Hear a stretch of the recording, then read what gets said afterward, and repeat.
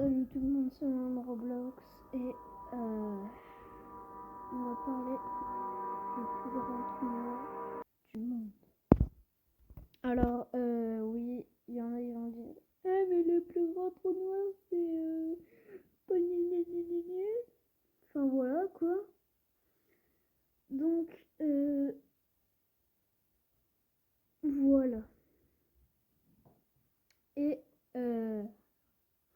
quelle est la limite de taille d'un trou noir? C'est ce qu'il y en a, ils disent, qui se demandent et tout ça. Donc les trous noirs, donc les avancent les chercheurs, eh bien ils ne peuvent pas dépasser la masse de 50 milliards de soleils, évidemment, parce que c'est très très grand. Donc voilà. Et où se trouve le plus grand trou du monde? Le plus grand trou noir, pardon, du monde, il est au centre de notre galaxie.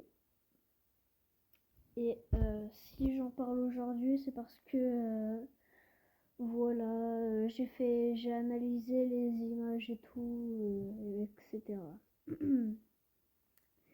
Qu'est-ce qui peut survivre à un trou noir? Eh bien, rien ne peut y survivre, rien n'y ressort.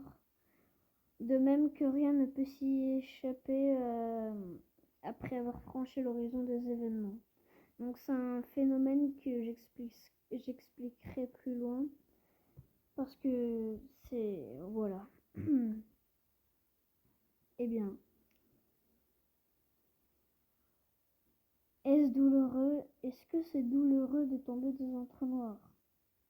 Eh bien, si vous tombez dans un trou noir stellaire, vous commencerez j'arrive plus à parler, bref. À ressentir un malaise à moins de 6000 km, donc 3728 000. Bon, vous avez compris quoi. Du centre bien avant de franchir l'horizon. Dans tous les cas, vous serez étiré comme des spaghettis, ou ça s'appelle la spaghettification. Donc ça mène à une fin douloureuse, mais voilà. Alors, il y en a qui disent pourquoi un trou noir c'est dangereux. Eh bien, selon la théorie de la relativité générale, eh bien les trous noirs déforment la structure de l'espace-temps, donc avec les sursauts gamma et le potentiel d'explosion d'une supernova. Donc c'est à proximité du système solaire ou de la planète évidemment. Ils font partie des phénomènes les plus dangereux de l'univers. Donc après c'est normal, hein, un trou noir c'est très grand.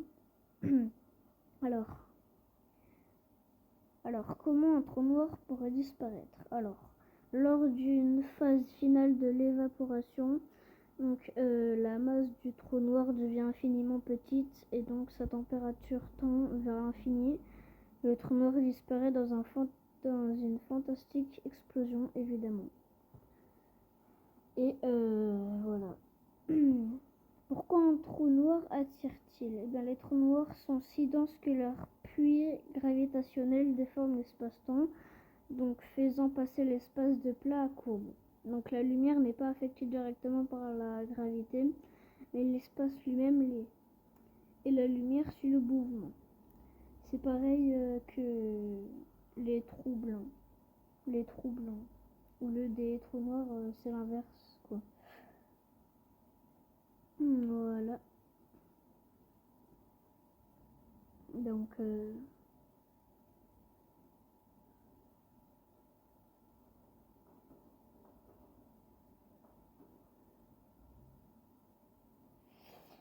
voilà. Et donc, c'est pour ça que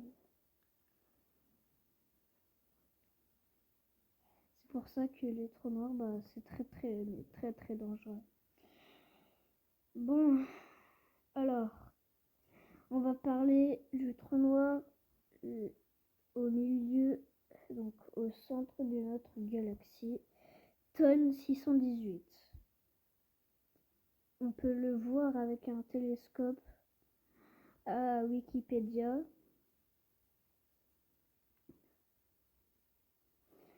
Et il y a des gens, ils se disent quelle est la taille du trou noir. Donc Gargantua. Donc il peut être décrit entièrement par sa vitesse de rotation évidemment. Et sa masse et son diamètre ainsi.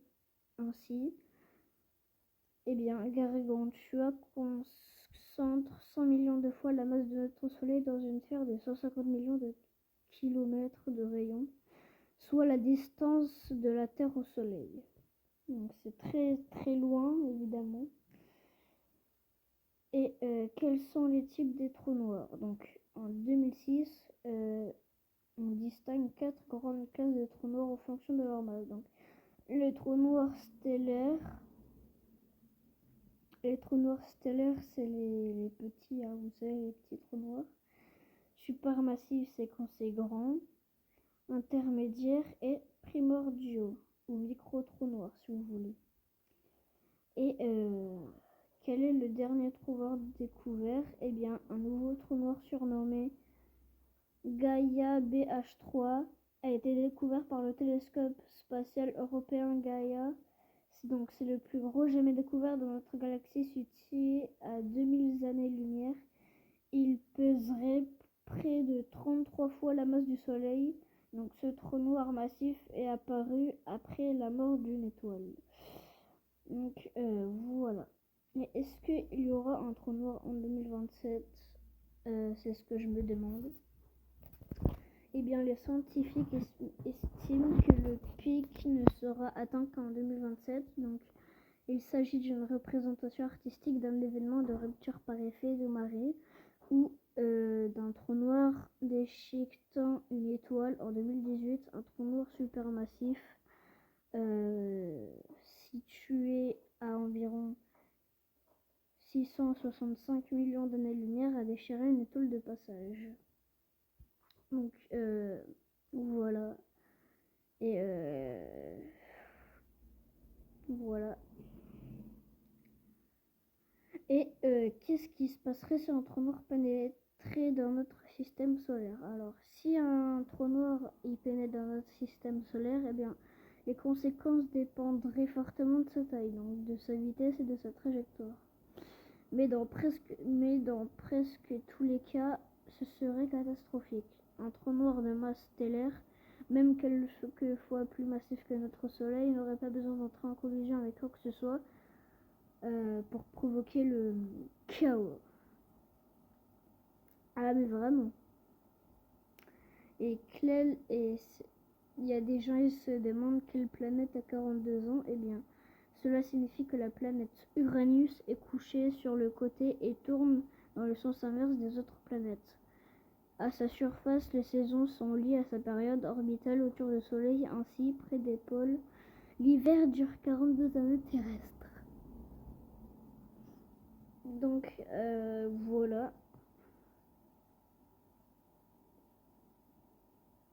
Donc c'était tout. Et salut tout le monde.